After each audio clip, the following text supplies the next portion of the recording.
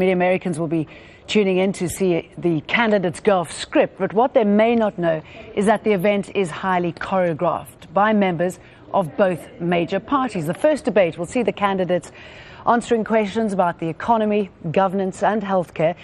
That means a number of topics might not even get a mention, from education to gun control to abortion. George Farrar is Executive Director of opendebates.org. He joins us now live from New York. So the candidates, they know what the topics are. We know what the topics are. It's highly choreographed.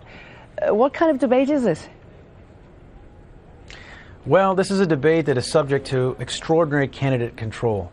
The candidates meet several weeks before the presidential debates and hammer out an actual agreement. It's called a Memorandum of Understanding that dictates many of the provisions that will govern the actual presidential debates. So they sign off on who will be asking the questions. And in the past, they've actually included provisions in those contracts that prohibit the candidates from talking to each other, prohibit the asking of follow-up questions, essentially prohibit a lot of things that would get them off message and make them have to think on their feet and possibly make a mistake in front of tens of millions of voters. So it makes you wonder who this debate is for. Is it for the candidates or for the public?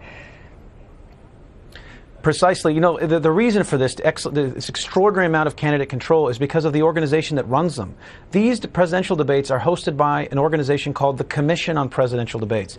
Sounds like a government agency. It sounds like some sort of nonpartisan entity. It's not. It's a private corporation, primarily financed by Anheuser-Busch and other major companies, and it was created by the Republican and Democratic parties to seize control of the presidential debates from the League of Women Voters, which used to sponsor the debates and used to stand up to the candidates. And it's precisely because the commission has a monopoly over these critical election events that the candidates can exercise undue influence over our most important election events. So this is what we're seeing, the denigration of the... Excuse me, jumping here, by major corporations. Does this mean we'll see no sort of anti-corporate regulation policy getting into the agenda?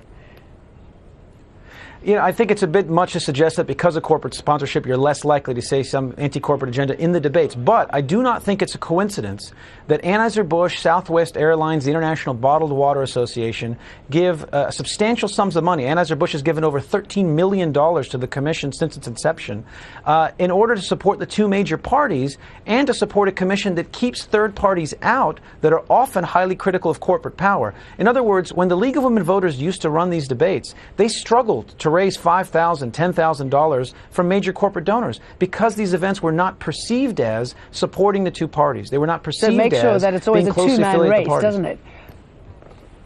Exactly. The fundamental intention of the Commission on Presidential Debates is to protect the two parties. The organization is co-chaired by the former chair of the Republican Party, who's also now the leading gambling lobbyist in the United States, and the former press secretary to President Bill Clinton, and also a lobbyist for the telecommunications industry. So you have two people in charge of our debates that are principally loyal to two parties and have demonstrated time and again a willingness to subjugate the interests of the American people in favor of private interest and political interest. And you've got millions of Americans tuning in. This is the first of three, but I guess the network is the big winner here. Yes, I mean, these are enormous. These are the most important political events in the United States of America. I mean, upwards of more than 70 million viewers will be watching.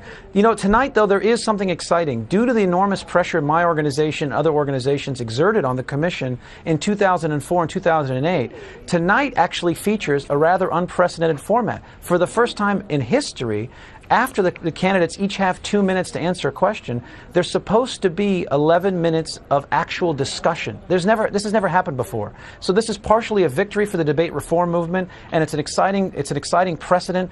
We don't know if this will actually materialize, if we'll see real debate, because we don't know what the rules are governing these debates, because the contract that the candidates negotiated has been kept private. So until we see tonight's events, we really just don't know how restrictive the format will be.